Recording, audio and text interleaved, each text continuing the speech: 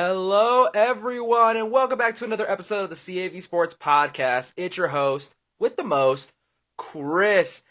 Guess probably the first thing that came to y'all's minds if you're watching this on YouTube, Facebook Live, or if you're listening on Spotify or Amazon Music. If you can't see it, I will tell you right now. I'm wearing a suit. That's right. I got the all-black suit, got the tie, I got on the Tony Stark shades. Why, you may ask? Because it's draft week. That's right. It's NFL draft week is starting this Thursday night. I'm super excited for the draft, and you know I gotta look my best when you're trying to get picked number one. So I got on a suit for this special NFL draft edition of the CAV Sports Podcast. I kind of hinted at it in the last episode, saying, hey, I'm having something a little special planned for you guys for the NFL draft. Well, here it is. You guys get to see me in a suit, rocking some Tony Stark shades, because, you know, you got to go all out, you got to go big, got to get noticed. So, boom, shades, all black suit, ready to go. I feel great. I feel like I'm going to get drafted number one, which we'll get to the NFL draft later in this episode. I have actually a mock draft ready to go for you guys. You guys get to tell me if you guys think that's going to happen, or if you had any other mock drafts, or we find out Thursday night if I was right or how many I got correct. So let's get started with the episode. So first order of business, my Dallas Stars, Stanley Cup playoffs are still going on. The Stars have now taken the lead in the series 3-2 over the Wild. Very exciting time. They won 4-0 last night. I'm super excited for this team. They go back to Minnesota, I believe tomorrow night, or at some point they go back.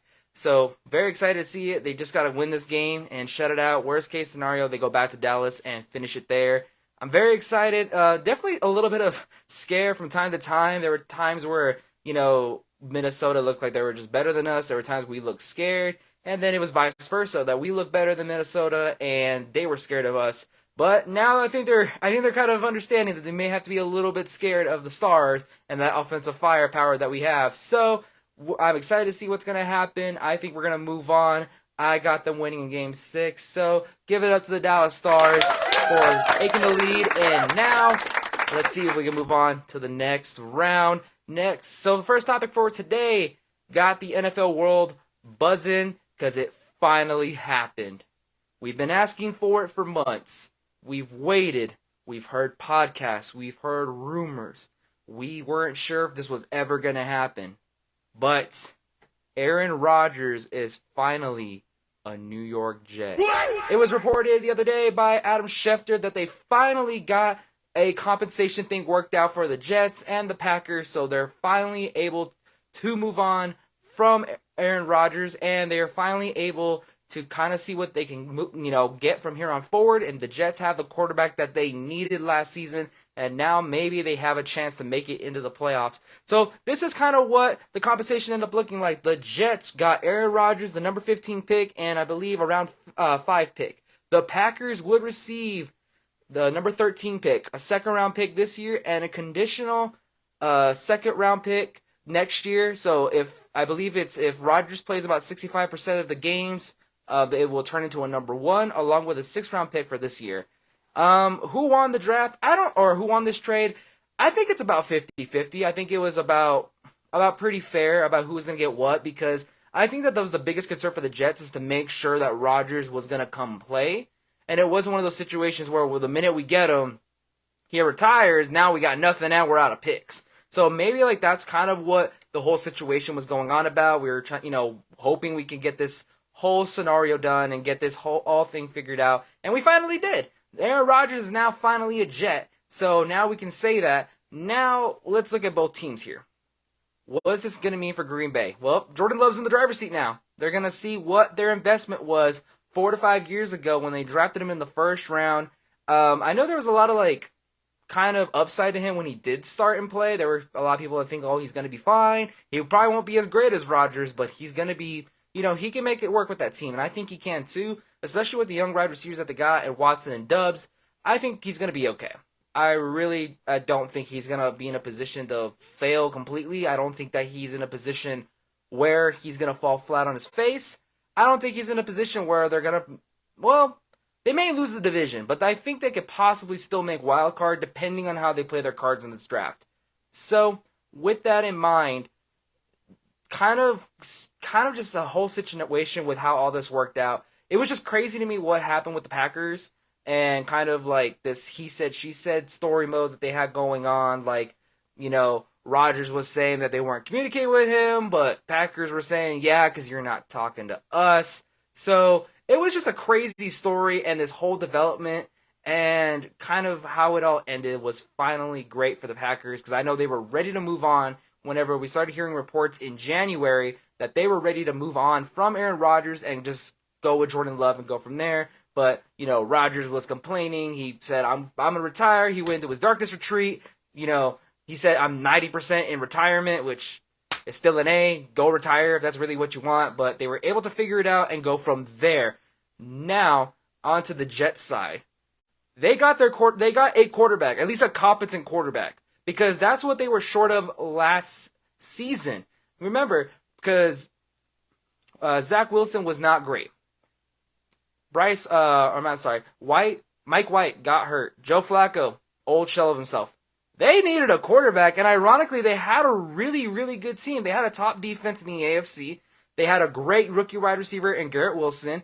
Breece Hall was emerging as a rookie of the year for the Jets, but he tore his ACL, so sadly he was out. And they had good weapons around them. It sucked to see that the Jets were struggling that bad because they did not have a quarterback. Now, with Aaron Rodgers coming in, I don't know if it'll be like, a match made in heaven right now. Here's why. Because he did not practice with them. It's been, the offseason has been going for a while now, and he's barely reporting to training camp stuff and kind of getting that whole thing working out. It's going to take some time. I think it's going to take a minute to kind of, fully get in rhythm because we saw this, when he kind of held out last season and he came very late. What happened? He had no kind of chemistry with his receivers and it didn't work out. I think now he came a little bit earlier, so now he can kind of start working out with Garrett Wilson and that offense. And he has Nathaniel Hackett back, who was his offensive coordinator a couple years ago. So he's in a position where he's going to do good. However, will it work out the first year? I don't know. I kind of don't think so because on paper, they're a really good team. That's barring anything that may happen to them. Injuries, illness, suspensions. Who knows? We never know with these things. It's very hard to predict the future. So on paper, they should be great. However, do I think they're going to beat the Bills for the division? I think the Bills still may win it. So, the Jets got better. I think now they're the second best team in their division, the AFC North, the AFC East, I'm sorry. Because I don't really see Miami getting any better because of Tua. Not because Tua's a bad player, but because Tua's hurt. And he contemplated retirement, but he was saying, well, I want to stay because I can't walk away from football.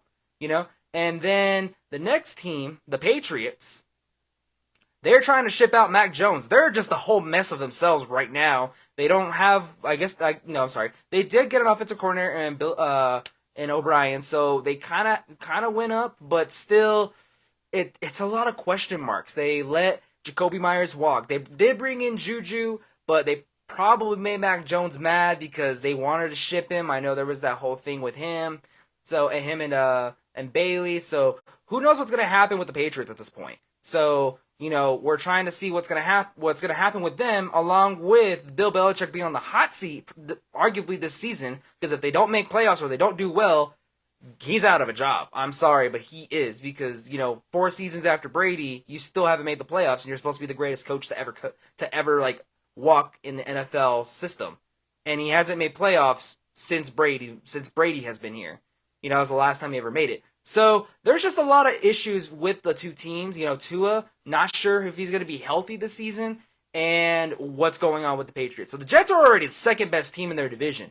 However, do I think that they're going to be better than the Bills? That's going to be tough because they are getting Von Miller back, and they already have a pretty good defense. I know they lost a couple key players, but DeMar Hamlin's coming back, so it's going to be exciting to see and kind of what they're going to do in the draft coming up tomorrow night. So with that in mind, the next kind of thing, kind of tying in with Rodgers, is Aaron Rodgers a top 5 quarterback in the AFC? I say no. Here are my top 5 quarterbacks in the AFC this upcoming year. It's going to be Patrick Mahomes, obviously. It's going to be Joe Burrow. Sorry about that. Buffalo Bills quarterback. I'm blanking on his name here. Josh Allen. Sorry, I don't know why I blanked on his name like that. Josh Allen, Lamar Jackson, Trevor Lawrence. Those are my top five. I would pick those five quarterbacks over Aaron Rodgers right now. And some people may question, well, why Trevor Lawrence? Okay, if not Trevor Lawrence, Justin Herbert. They're probably the closest one to five. I'd pick one of those two over Rodgers. And I'm basing it off of what happened last season and kind of the attitude he had, kind of, how he put himself in that problem where he had no connection with any of the new wide receivers that they brought in, and he was struggling to have that work out. And how Aaron Rodgers works. He complains, he points the finger. I'm never in the wrong, even though I was the one that held out, not sure if I was coming back. I came back, and all of a sudden nothing works. So I don't know. Kind of seeing just based off last season, he is getting older. I believe he's thrown the most interceptions in his career last season. He had the lowest QBR rating last season in his career. So I wouldn't say he's falling off. Age beats everybody at some point in time. And I think it's starting to maybe catch Aaron. But he does have a lot of talent around him, so he doesn't have to be, Mr. Save Us. He doesn't have to be the saving grace of the Jets because he has such a great team. Right now, he arguably has a better team with the Jets than he does with the Packers.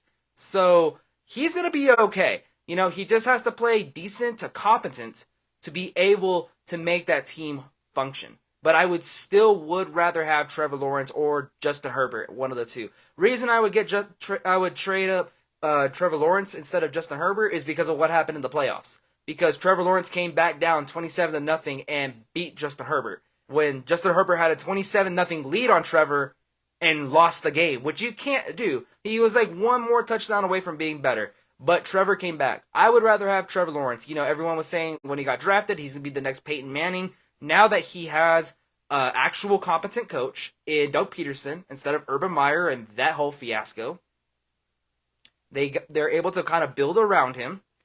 And the Chargers, they messed it up themselves. So with that in mind, those are going to be my top five. It's going to be Patrick, Joe, Josh Allen, Lamar, if he plays. That's kind of my thing. If Lamar is still playing in the AFC, I have to have him at number 4, and then Trevor Lawrence. So I don't really see Aaron being top 5 right now. Unless, he just has a great year, then obviously he's going to be probably up there. But it's a tough mountain. He's in a tougher division, and I argued that a lot. The AFC, at least in since Patrick Mahomes came and all those great quarterbacks started coming in, the AFC is probably the toughest division between them and the NFC. The NFC, it's always a coin flip who's going to win it. Let's be honest about it. No one thought the Eagles were going to win it last season. I definitely didn't expect it to happen. Everyone kind of knew it's going to be the Chiefs more than likely, or it's going to be the Bengals or the Bills. You kind of have an idea with the AFC. Now that Rodgers is coming in to the AFC, he definitely has a lot more work to be done, and he definitely has a higher mountain to climb. Like I said, his division is not going to be that bad in my opinion. Really, his biggest competition is going to be the Bills and Josh Allen. That's the only team I can see realistically that he needs to beat out. Everyone else, I guess he can work around. I don't know if he can beat Patrick Mahomes. I highly doubt he can. I don't know if he can do better than Joe Burrow. It's gonna be tough, but it's definitely gonna be an interesting AFC race this season. But I do have the Jets probably finishing probably with a good record, with a winning record, and making the wild card. Because there's no way that team is that loaded and stacked. And now they have a good quarterback, or at least a decent quarterback, that's gonna come in, take over, and help. Now, take over. He's already doing that. He already took over the management. Basically, they were trying to appease him and get him all these pieces and just craziness that what's going on with them right now. And now he's kind of coming in, kind of taking over already. Now he's actually in the building. So now let's just see how chemistry works out. Let's see how character is built and what's going to go on in the locker room. That's going to be the biggest thing in my opinion. And plus, he's in New York now, so there's a lot tougher criticism coming out of New York. If anyone's ever read articles coming out of New York, or even analysts or reporters in New York, they are tough graders. They are tough. That's probably one of the cities I would never want to be in an athlete. Not because of opportunity, but because, man, if you screw up, they let you have it. Other people maybe not. They're like, oh, Aaron Rodgers didn't play that well, whatever. No, in New York, they will straight up tell you, no, you suck. And they're gonna make their voices known. They are very, very high, diehard fans in New York. We've seen it just with the Knicks. So I'm just saying, he has a lot tougher criticism going to New York and kind of just going from there. So hopefully it works out for the Jets. I know they gave up a lot, and they were only a quarterback shy from possibly making a deep run in the playoffs. But congratulations to the Jets for getting Aaron Rodgers. You now have a quarterback. You don't have to ride with Zach Wilson. And maybe Zach Wilson will learn. But I don't know. He did say that whoever's coming in is going to make his life hell. But it was funny because I think Rodgers commented on that, and he said, well, he can make my life hell, but I'm going to make all our lives heaven. I don't know. A little bit of a stretch because he kind of didn't make Green Bay's life heaven. So moving on to the next topic for today. Hey everybody, I just want to take a real quick pause from the podcast to introduce our first sponsor, One Guy from Italy on University. One Guy from Italy on University is a local Lubbock restaurant located right next to Texas Tech University. They have some of the best food in town. I know personally, I go order the house calzone is my favorite, and also they have been voted to have the best calzones in Texas. So if you're ever in Lubbock, Texas, make sure you guys stop by One Guy from Italy on University, and thank you guys for being our first sponsor of the podcast. Now, let's get back to the episode. A sad one this past week, and another big event that just broke the internet, Twitter. Everyone's still kind of talking about it. Ryan Garcia and Gervonta Davis fight. Gervonta Davis knocks out Ryan Garcia in 7 rounds. I'm upset because I had Ryan. You guys heard it on the podcast. I was riding with Ryan. I thought he would win in decision, but clearly that's not what happened. And just seeing that fight, it was a lot. It was just a lot to take in. So I want to go to Gervonta's side first. First of all, he fought great. Don't get me wrong. I can't like acknowledge that. I'm not going to take any credit away from him. So the way he was kind of setting up for Ryan and the way he defended against him was kind of like how he goes into every other fight, in my opinion. Kind of just, he's waiting for the right time to strike. I mean, he is an older fighter. He did have more fights than Ryan. I believe he was 28-0 while Ryan was 23-0. So he had about 5 more fights under his belt, and that's not even including the amateurs. So that shot he got in the rib, and actually, before we get to the body shot, I'm going to talk about like earlier in the fight, because he knocked down Ryan in round 2, round 3. He knocked down Ryan, and you can kind of see like why, because he defended, he waited for his opportunity, and he got Ryan with a good hit, and he knocked him down. Now, Ryan got up like nothing. I think Ryan ended up commenting saying that really didn't hurt. I didn't understand why people were getting knocked down by his power. But, I mean, he is a taller fighter, and probably because he fought so close, so the minute the punch came, it wasn't like a full extent of his power. So it just kind of like shocked him, and he got back up. Cool. But he was studying Ryan from what I saw. He was countering. He was a good counter fighter in this fight. So kind of just sticking and moving. And kind of the only thing that was bad was that he kept putting himself in a corner. Ryan had great like ring awareness to know like cut him off. And every time Gervonta tried to take advantage of that, Ryan would cut him off again. So I think that was like really the one thing. And then there were times where Gervonta was slipping. When there were times where Ryan had him, or he got a couple of good shots on him, he had him. And that's kind of was the more frustrating part, at least from my end, was that Ryan had him. Let me go to Ryan real quick. So, obviously, Ryan had his hand down a lot whenever he was trying to release the hands, and Gervonta got him twice. However, when he first got knocked down in round 3, when he got the first knockdown, I could just tell he was defeated. Because he didn't want to swing anymore. He was trying to play defense against Gervonta, which is exactly what Gervonta wants. He wants you to fight, play defense. He wants to make sure that you don't do any better than he does. He gets you to knock down, he kind of intimidates you, now you know his power, and then he goes from there. So I think with the knockdown, Ryan just got flushed, he got scared, and he didn't know what to do. Because he got knocked down, he didn't think he was going to get knocked down that early. So he was playing a lot of defense up until, I believe, round 6. Round 5 or 6, he started to actually fight. And that was my biggest thing, because you are down in points. You are down about, I think, the scorecard at the end before the knockdown was like 55, 58, something like that. Some people had 58, 57, and another person had like 59, 55. He was down in points overall. He needed to start swinging and get some good shots to come back in the fight. And I think just confidence just left the building for him after the knockdown, because he just wasn't confident in himself anymore. And you can kind of tell, you can kind of see, like, he just looked defeated every time he kept trying to, get near him. And every time, like, he tried to set up the left hook, which is his power move, which is fine if you want to set it up, but he's gotta move the right hand. And I understand he was scared of Gervonta, but there were times where he had Gervonta stuck on the rope.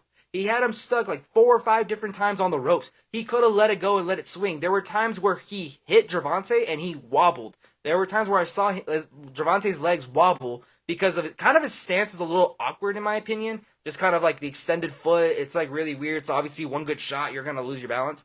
So I think it's a little bit of a gamble for Gervonta, but I mean, I guess it works. However, though, Ryan did, he kind of had the jabs going a little bit, and that was the thing. He just didn't keep the jab. You got to keep him away, especially if you don't want him to get real close to you, because that was probably Gervonta's game plan, is to stick real close and get the good shots. And with Ryan, not solidifying his jab, using his reach and his height advantage, he didn't win the fight. Scared. If you go in there scared, and you're in that ring scared, you're not gonna win. Plain and simple. Like, there's nothing you can do about that. And I think for Ryan, that was his thing. Just ended up being scared, and he was nervous, and then he realized, you know what, I got to get back in this fight. He started getting it, and Gervonta got a good shot. So, back to Gervonta on that shot, he was stuck, but he waited for his moment and got Ryan in a really good body shot right here. And, it looked like it hurt whenever you see the replay, and Ryan just collapsed. So, It was definitely an entertaining fight. It was definitely worth the money. I mean, it was a mega fight. I'm not surprised how it went, how well it did, and everyone was just so excited. I mean, this fight was like 2 years in the making. They finally got it to happen. Now, Ryan kept saying like, well, maybe get a couple wins and I'll come back and fight him. I don't know, Ryan. I don't know if you're actually gonna fight him or not, because he kind of took you down in round 7. So if he wants to get a couple more fights, get more experience, and then come back and face him, go ahead. Who should Gervonta Davis face? I think Shakur Stevenson would be a good one. He's been trying to get it to work. Devin Haney after his fight with Loma, that's going to be a good fight. I know either Ryan or Gervonta wanted to fight Devin Haney after their fight. They were going to be the next people up to try to take his title belt. So that would be probably a good money making fight, especially if Devin Haney wants to fight Gervonta, and either him or Shakur. Either way, it's going to be a good fight, and people are going to buy that ticket for Gervonta Davis. What should Ryan do from here on?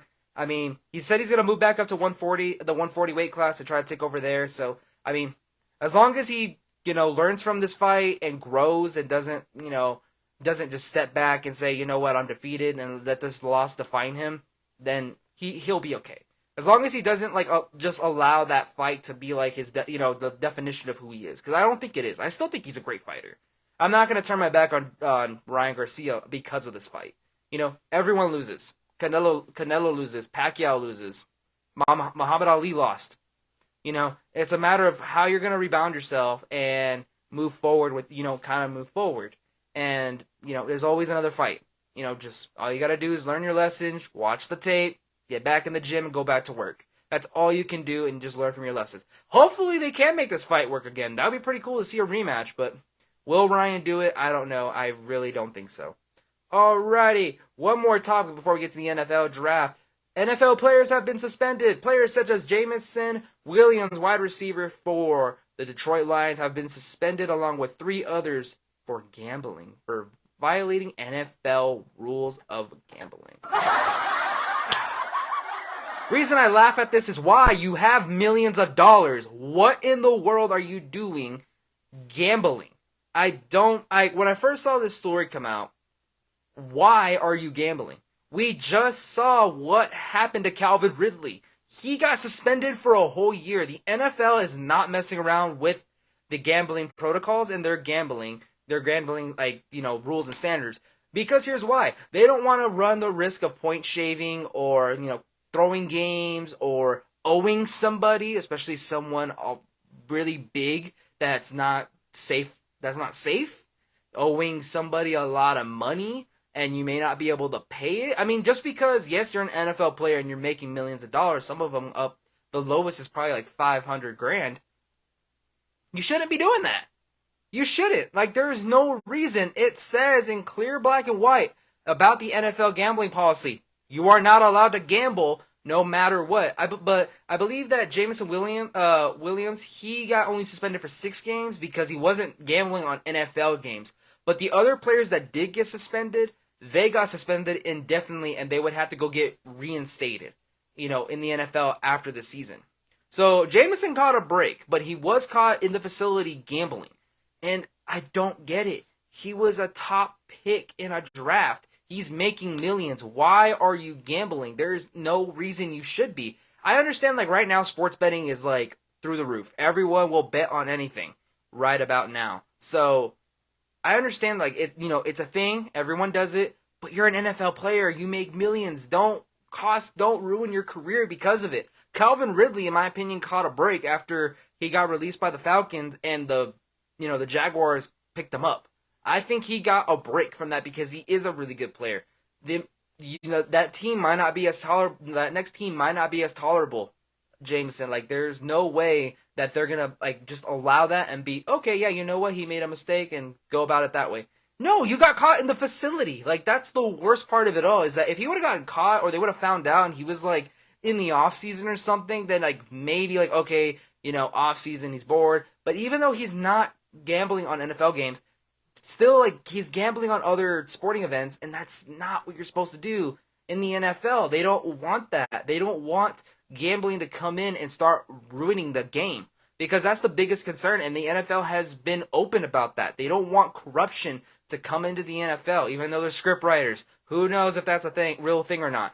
But they don't want that. They don't want corruption. They don't want people that owe money, these players to owe these either a big casino or maybe someone that you shouldn't be messing around with, owe them money. Now they got to throw football games, point shaving. Their safety might be in jeopardy.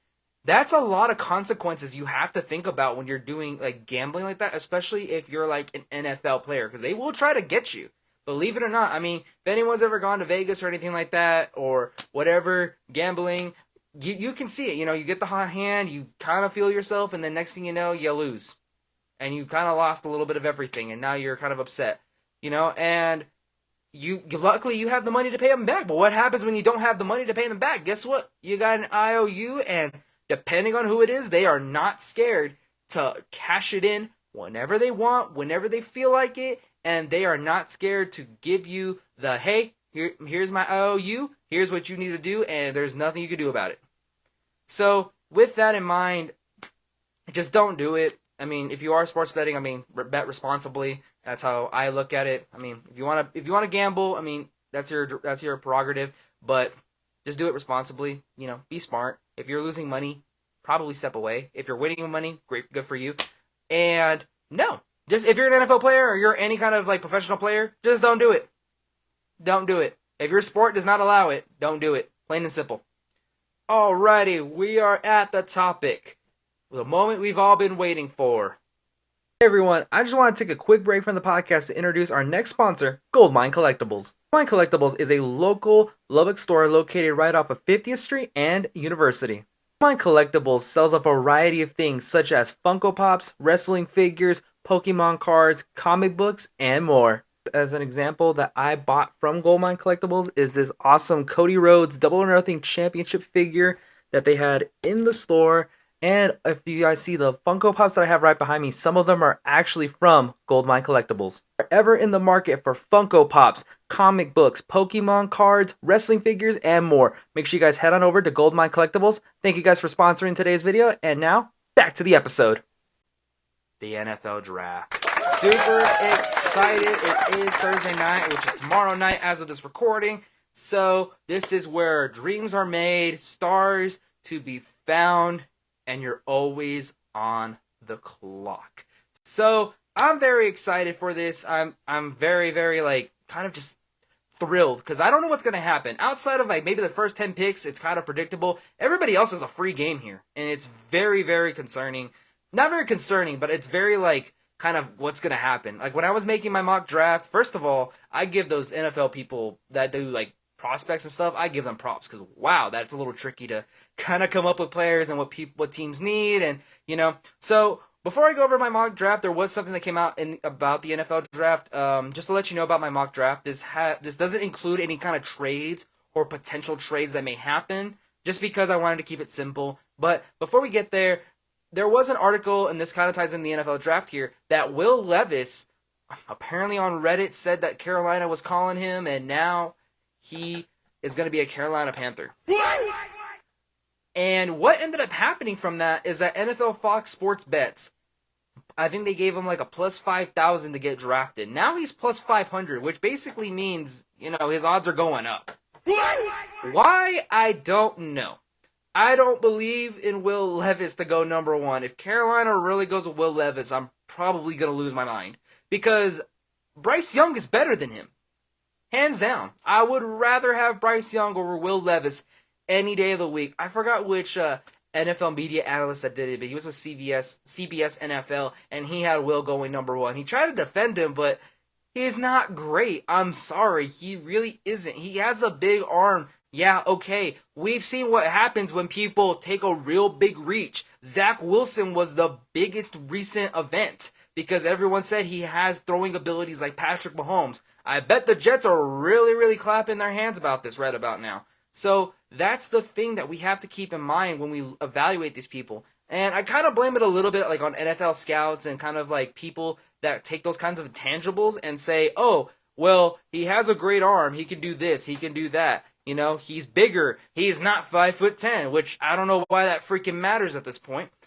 It was stuff like that. Like, that was the whole thing with Bryce Young. It was like, oh, well, what's his size? He's 181, 5'10", 180. Still won a Heisman. He was still the best player in college football at Alabama. He made it work in Alabama.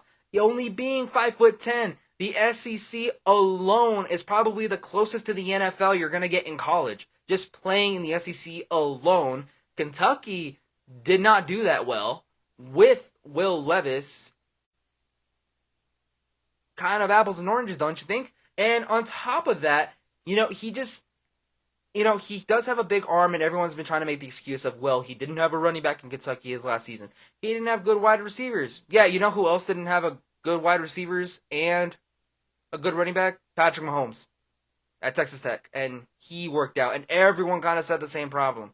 But he made it work. That was the difference between him and Will, because Patrick in college didn't have much to work with, and he still led the NCAA in all-purpose yards over everyone in college football. He didn't get a Heisman vote because he was, at Tech, and they didn't do that well, but he still was like he was probably still one of the best at the time, or probably the best quarterback in the NCAA when he was his final year at Tech. Will Levis wasn't even close. Will Levis didn't even get a Heisman Trophy nomination. He wasn't even there. Max Duggan got there before he did, and everyone was talking mess about Max. So that's kind of my thing, is that I don't know where all this draft stock is coming from, and I don't know where all this kind of crazy PR and pro Will Levis. I don't know why everyone is so hyped up about him. Because it was the exact same way with Zach Wilson and, in my opinion, Trey Lance. I didn't know where these two came from. All of a sudden, Zach Wilson's number 3,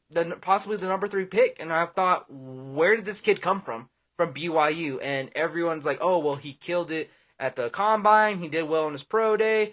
A lot of people do well on their pro days. Let's kind of be real here.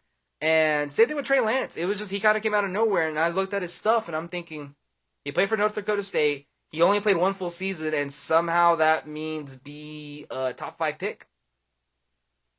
I don't get it. So it's the exact same thing with Will Levis. It's a little bit with Anthony Richardson too.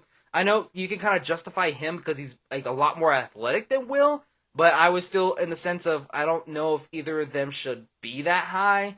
Because in my opinion, it's either Bryce Young or C.J. Stroud. But now that apparently another report about this was that C.J. Stroud, he failed the S2 test for I guess when they were doing the draft process, which apparently the S2 test it tests an NFL prospects I guess their comprehension and stuff and how fast they can get it, and he tested at a 58 or something. I think Will was 98, Bryce was 97, Anthony Richardson was a 78, and then CJ was 58. So then his stock just started going down. And everyone's kind of coming up with rumors oh, well, he went to the draft because he's not smart enough to be in college. He was saying well, I'm not a test taker. I'm a football player. And it's the numbers still say for itself that he's pretty good now, but now everyone's kind of bailing on him. So I don't really know what's going on with that, but it's still going to be exciting to see. So let's get on to it. My mock draft. So I have it right here about who I have going where. So like I said earlier in the episode, this does not include any kind of potential trades. I will talk about if there will be any kind of trades coming up. And of course, I'm a Dallas Cowboys fan. Who do I think they should get in this first round? There's a couple of people that I have in mind, but let's start this mock draft. So, in the CAV Sports Podcast, first ever mock draft, with the number 1 pick, Carolina gets Bryce Young. No shocker. The Texans get C.J. Stroud. The Cardinals get Will Anderson. I believe the Colts are going to get Will Levis. Seattle's going to get Tyree Wilson from Texas Tech. Guns up. The Lions will get Jalen Carter. The Raiders, and a shocker, will get Anthony Richardson. The Falcons will get Devin Witherspoon. The Bears are going to get Peter Skravanski. The Eagles get Nolan Smith. The Titans are going to go with a... Sorry about that. They may get an offensive lineman. Sorry, I didn't write the name down. The Texans will get Jackson Smith from Ohio State, just to pair with them. Next up, the Packers get Jordan Addison. The Patriots get Broderick Jones, lineman. The Jets get Paris Johnson, another offensive lineman. The Commanders get Christian Gonzalez out of Oregon, the cornerback. The Steelers get Osiris Torrance, another offensive lineman from Florida. The Lions get Brian Branch from Alabama. The Buccaneers, led by Baker Mayfield himself, get Darnell Wright, another offensive lineman. The Seattle Seahawks get Kalaj Kainsey. The Chargers get Maisie Smith from Michigan, defensive lineman. The Ravens take Quentin Johnson. The Vikings get Deonte Banks. The Jaguars, I believe they're going to get another offensive lineman. Sorry, I can't really say their name, but I think they're going to help build that offensive line. The Giants are going to get Zay Flowers. I believe that the Cowboys, realistically, are going to get Bijan. I believe he'll fall that far. The Bills will get Michael Mayers from Notre Dame. The Bengals get Emmanuel Forbes to help out at corner. The Saints get Drew Sanders from Arkansas. The Eagles get Will McDonald IV. And the Chiefs get Jalen Hyatt, wide receiver from Tennessee. So, that's my mock draft. I'll kind of justify on some of these things that are, some of these picks. So, I think the Texans are still going to get CJ just because they do need a quarterback. Now, I did see some other mock drafts that some of them think that they'll get Will Anderson at 2, and then wait till 12 to get either Will Levis or Anthony Richardson, whoever's still available. And I don't really justify that because what's the difference? Just get C.J. Stroud now. You get a better quarterback, and you can always get someone on defense. But I do have them getting Smith, just because Jackson Smith out of Ohio State, just because they do need a wide receiver. They traded away Brandon Cooks, who was probably their best wide receiver they had on the team. So why not get a star wide receiver from Ohio State to pair with C.J. Stroud, who was at Ohio State? Why not just get both teammates together and put them in Houston? It's going to be an awesome pairing. Now, why do I say the Raiders are going to get Anthony Richardson? Thing is, Jimmy Garoppolo, he wasn't the answer in San Francisco. He wasn't the long-term answer. He got to the Super Bowl. He's a winner, but he's injury-prone. And we saw what happened last season and the season before that. He got hurt. Trey Lance came in. He got hurt. Now this season, Trey Lance got hurt. Then Jimmy got hurt. Then Brock came in and took over and kicked out basically Jimmy Garoppolo. Now he's on with the Raiders, which is even in a tougher division because they have the Kansas City Chiefs. They have the Chargers. It's not going to get any easier in that division. And the Broncos, who are possibly going to get better. So I think that they will get Anthony Richardson. They're going to try to get their quarterback for the future. Just because I believe they all understand that. They just got Jimmy Garoppolo right now to kind of at least be the QB1 coming out starting the season, and he can maybe help out Anthony Richardson to kind of build him up to be the quarterback of the future. But I do think that Anthony Richardson will get drafted probably top 10 because I don't really see anybody else trying to get him past 15 maybe. I don't really see it being a possibility.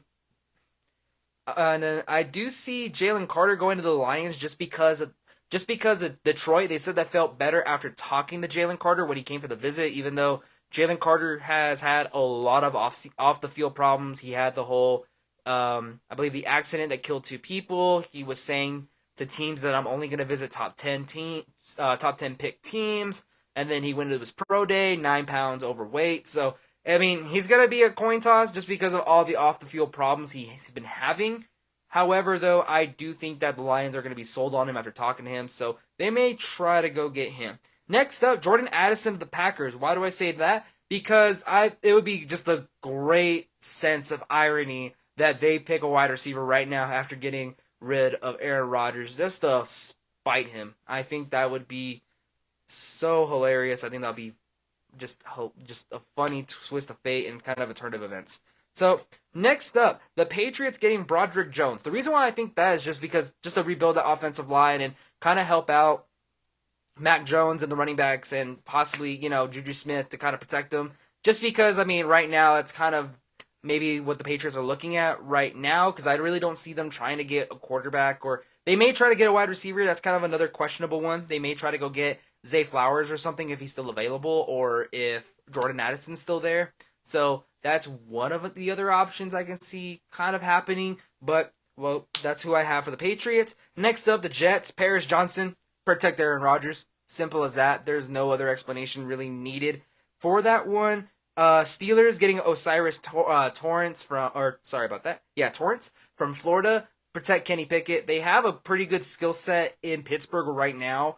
Great running backs in Najee Harris. They have Deontay Johnson, George Pickens. They just added Allen Robinson. And they have a great defense led by TJ Watt. So why not, build up the offensive line, make it stronger, get Kenny Pickett more time to throw and stay in the pocket. So that's kind of a no-brainer. The Buccaneers getting Darnell Wright. I did see some mock drafts having them either get Anthony Richardson or go get Henderson Hooker, just because to give a little bit more QB competition. I think that if they try to do that, they're kind of just going to set them up for failure either way, because that was one of the weakest points on that team last year was the offensive line. After the center went out and some other key pieces of that line getting hurt and all that, they need to rebuild it. If they want any kind of success, and the division's still wide open in the NFC South, if they want any kind of success or anything like that, they're going to want to go get some offensive line help. I think defense, they'll be okay. They have a pretty good skill set. Now that probably, if Baker Mayfield does start, at least help him out a little bit. Don't set him up to fail. I mean, they're not paying him a lot of money anyways, so there's no point in them trying to get him to, get injured or get hurt or fail. So I think that they are going to get the lineman out of Tennessee, Darnell Wright, and I believe he didn't allow a sack this whole season. So I think he'd be a great addition to the Buccaneers, especially needing that kind of help. The Ravens getting Quentin Johnson. I believe so, because you never know. Because Odell, I mean, he's great, but he's not the same Odell as he was in New York. Who knows what's going to go on with Rashad Bateman. And maybe this will kind of persuade, Lamar Jackson to come back and be like, hey, we got you weapons, let's go to work. The reason I don't have the reason I have him over Zay Flowers is I think that's kind of what the Ravens need. They need more of a possession catcher, because he can just run streaks and they can throw the ball deep. He's a tall wide receiver. He has freakish speed and strength. I mean, we saw it at TCU. You saw it this past season. Only thing is maybe his ankle, but I mean, if you just have him running fly routes most of the time, you'll be fine. And if they run the ball, he's a pretty good blocker. So that'd be a great pickup for the Ravens. Now, the Giants getting Zay Flowers. I do think that they will get Zay, just because they do need a wide receiver. They did add Darren Waller, but we kind of saw without at least good wide receivers, Daniel Jones is struggling. But I think he's going to struggle either way if Saquon's not there. So, I mean, it's going to happen. But I do think they will get Zay if Zay does fall that low, just because they're going to need it in the long run. Next up, my Dallas Cowboys getting Bijan Robinson. Now, will this actually happen? I don't know, because a lot of people have Bijan going up, but I think there's a lot of other teams that have other needs than Bijan Robinson right now. I think that a lot of teams that are going into this draft don't really need running back, and there's always there's that stigma now of don't draft running backs very high because they're not going to last. Example, Ezekiel Elliott. He didn't last that long. He got a paycheck. Now he's not with the Cowboys anymore. So luckily this isn't a super high pick. It is a first round pick, but I mean I believe he was the best prospect that they've seen going in the NFL draft since Saquon Barkley. So, and I saw him in Texas. He did pretty well, barring the TCU game. He did have a stellar season and seasons with Texas. So I think that maybe the Cowboys might get him just to kind of add on to the running back situation. So next up, the Bills get Mike Myers from Notre Dame. They just need to add another weapon for Josh Allen. So just so that way he can have someone else to throw to. It's not a guarantee Stephon will be there next season. And you have another great tight end that can kind of at least be a wide receiver. I know everyone kind of calls him like Baby Gronk or Little Travis because he has Travis Kelce in him. So it's 50-50, but I think that they'll go with him. The Bengals getting Emmanuel Forbes just because they're going to help out at corner. Eli Apple's not there anymore. Chidobe Awuzie is hurt. I would think about getting another corner just because you don't know how much longer Chidobe will be able to go without getting injured, and just having another young corner come in and take over. And Emmanuel Forbes has a great setting. So next up, the Saints getting Drew Sanders. I think it'll just help their defense overall. Now that Derek Carr kind of came in, hopefully Alvin Kamara can pick it up, and who knows if Slant Boy Michael Thomas will ever be the same again. But I think they have enough on offense with Chris Olave to make it work, and Taysom Hill probably helping out the defense. So Drew Sanders, who was at Alabama, he transferred to Arkansas, killed it in Arkansas. So I think that'll go well. And then the Chiefs, Jalen Hyatt. Just because they do need a wide receiver, they did lose Juju Smith and Nicole Hardman. Patrick Mahomes can make anything work. That's clearly what we saw in the last Super Bowl. He can make any kind of wide receiver help work. But I do think that the Chiefs do need to address that elephant in the room as, hey, we got to at least get him a wide receiver because we can't always just throw it to Travis Kelce. And we can't always hand the ball off to, Pacheco or anybody, whoever's in the backfield. Pacheco, Clyde Edwards-Helaire, whoever's there. And they can't do that and just throw it to Travis Kelce. It's not going to work. I'm sorry, but it's not. So to kind of move on from this, I do see some potential trades as kind of some teams. I do see maybe the Commanders trading up to maybe get a quarterback because they still need one. They only have Jacoby Brissett and Sam Howell. I don't know if they're completely sold on both of them. I would possibly trade up to get Anthony Richardson just because, they have a third quarterback in worst case scenario. They can always throw him in, or he can be second string behind Jacoby. Learn behind Jacoby. Another big one that I thought was kind of shocking was that the Vikings trade back to get a quarterback. Here's why. Because Kirk Cousins is not getting any younger. He had that really, really weird season last year, and I really don't see him sticking around any longer or as much longer in Minnesota. So it might be important to get a quarterback. I believe that's another note I have here, is that I have the Vikings possibly picking Henderson Hooker in the first round. Here's why. Because they do want to get a quarterback for the future. I believe that they said that the quarterback from A&M, they don't believe in him. So, it wouldn't be a bad idea have him learn behind Kirk Cousins for a year and then put him in the next year. Or, if he learns for 2 years, sends off Kirk and go. But I do think that that is a big possibility. I do think that, the Vikings could use another quarterback. But I do have them getting Deontay Banks or maybe even a wide receiver in Zay Flowers or whoever else might be available just to help out Justin Jefferson since Adam Thielen did get traded, or not got traded, he got released and then he got picked up.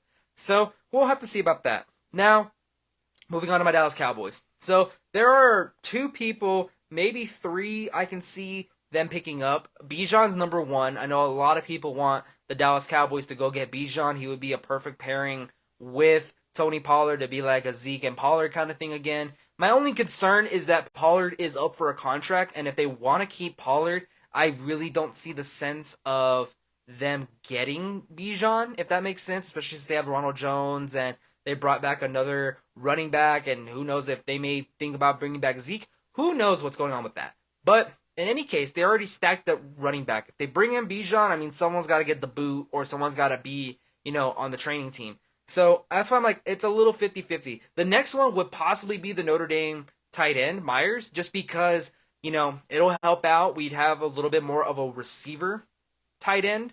I personally like Ferguson and Hendershot. I think that they're the best of a split.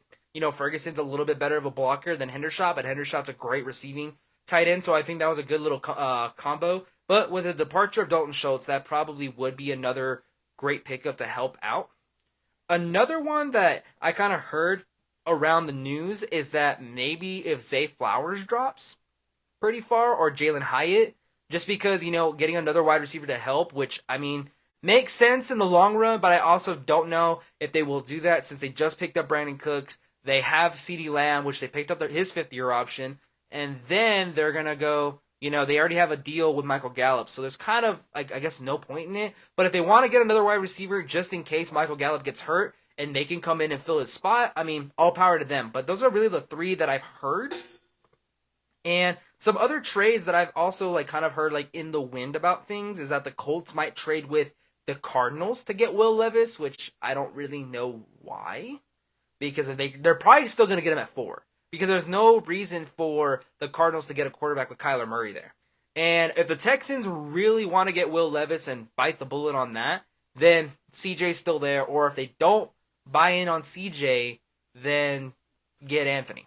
Now, another mock draft that I saw and kind of heard about was obviously the Texans going Will Anderson and then getting either Will or Anthony at 12, which isn't a bad idea, I guess, but it's also a little bit in the air.